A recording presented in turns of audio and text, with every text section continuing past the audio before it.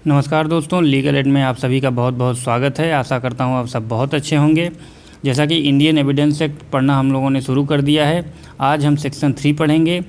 क्योंकि सेक्शन 2 को रिपील कर दिया गया है तो उसकी चर्चा हम यहाँ नहीं करेंगे। आप उसको वहाँ पर देख सकते हैं कि कब रिपील किया गया है और क्या कैसे था। ठीक है, तो सेक्शन 3 हम शुरू करेंगे और इसको एक वीडियो में नहीं 2 से 3 वीडियो में कवर करेंगे, क्योंकि वैसे वीडियो लंबा हो जाएगा। ठीक, तो मेरा नाम है अजीत। आप मुझसे सोशल मीडिया साइट पर जुड़ सकते हैं, यहाँ पर आप मुझसे सवाल पूछ सकते हैं और अपने सुझाव भी दे सकते हैं।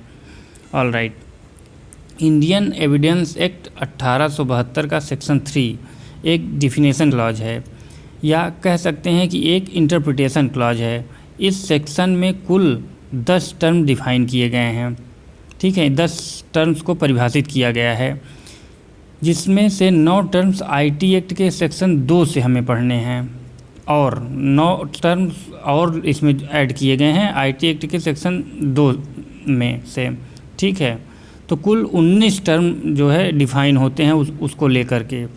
तो हम आगे बढ़ने से पहले यह समझेंगे कि अधिनियम में किसी भी एक्ट में सेक्शन 2 या सेक्शन 3 में एक इंटरप्रिटेशन क्लॉज क्यों रहता है, उसमें कुछ वर्ड क्यों परिभाषित रहते हैं। देखिए, हर एक्ट का कुछ न कुछ उद्देश्य होता है।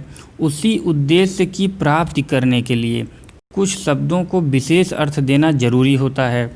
उसी उद्देश्य की पूर्ति के लिए परिभाषा खंड में यह बताया जाता है कि परिभाषित शब्द का इस एक्ट में क्या अर्थ होगा। जैसे इंडिया शब्द को ही हम ले लें।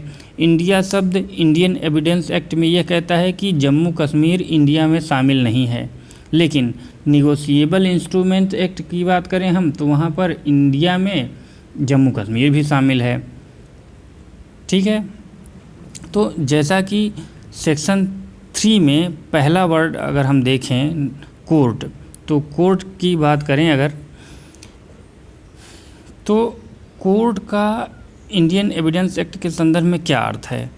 कोर्ट इंक्लूड्स ऑल जजेज and magistrate and all persons except arbitrators legally authorise to take evidence. यह इसका परिभाषा कहता है, यानी इंक्लूड्स, कोर्ट्स इंक्लूड्स की बात करता है। इंक्लूड्स का अर्थ है कोर्ट में शामिल हैं, और जब किसी भी परिभाषा में इंक्लूड्स आ जाता है तो यह समझा जाता है कि इस परिभाषा में इस शब्द को वाइडर टर्म में लिया गया है। ठीक है, ये वाइड परिभाषा बताती है। तो इसमें शामिल हैं, कौन कौन शामिल हैं हम पहले ये देखते हैं। ऑल जजेज, सभी न्यायाधीश। ऑल मजिस्ट्रेट, सभी मजिस्ट्रेट। और person legally authorise to take evidence, यानी वे सभी व्यक्ति जो लीगली अथोराइज किए गए हैं एविडेंस लेने के लिए, भले ही वो न्यायाधीश नहीं हैं, लेकिन इसमें आर्बिट्रेटर शामिल नहीं होते हैं। अब हम यह समझते हैं कि जजेज कौन होते हैं।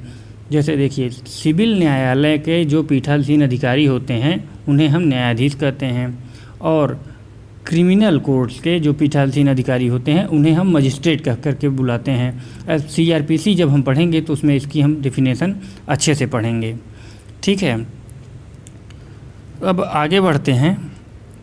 तो आगे हम रिलेवेंट फैक्ट को भी यहाँ पे देख लेते हैं। रिलेवेंट शब्द परिभाषित किया गया है, तो रिलेवेंट को हम यहाँ पे देखेंगे कि रिलेवेंट का क्या अर्थ होता है। तो रिलेवेंट का अर्थ होता है कनेक्टेड, यानी एक से दूसरा कोई चीज़ कनेक्ट हो तो उसी को रिलेवेंट कहेंगे। संसक्त हिंदी में उसका हिंदी है, तो कनेक्टेड। तो रेलेवेंसी जो है 2 प्रकार की होती है, एक लीगल रेलेवेंसी और एक लॉजिकल रेलेवेंसी, अर्थात विधिक संसक्तता या तार्किक संसक्तता।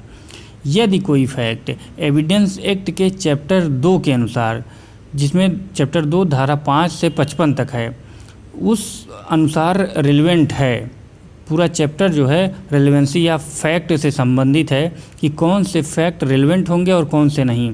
तो जो फैक्ट इंडियन एविडेंस एक्ट के चैप्टर 2 के अंतर्गत आएंगे वो रेलेवेंट फैक्ट कहे जाएंगे, और चैप्टर 2 से जो भी फैक्ट बाहर होंगे, भले ही वह तार्किक रूप से सुसंगत हों, किंतु न्यायालय में पेश नहीं किया जा सकता उन्हें। ठीक है, विधिक सुसंगतता जो है एक छोटा पद है, एक संकीर्ण पद जिसको हम कह सकते हैं, क्योंकि हर लीगली चीज़, ऐसी हर फैक्ट जो लीगली रिलेवेंट है वो लॉजिकली भी रिलेवेंट होगा, किंतु जो चीज़ लॉजिकली रिलेवेंट है ऐसा ज़रूरी नहीं है कि वो लीगली भी रिलेवेंट हो। तो रिलेवेंट का अर्थ आपने समझ लिया कि रिलेवेंट का अर्थ होता है कनेक्टेड। इसका हमें आगे बहुत ही यूज होने वाला है, तो इसीलिए इन सभी टर्म्स को जानना हमें ज़रूरी है। बाकी के टर्म्स हम आगे अगली वीडियो में चर्चा करेंगे और कोशिश करूँगा कि जल्दी से जल्दी उन सभी वीडियो को हम अपलोड कर दें। ठीक है, थैंक यू।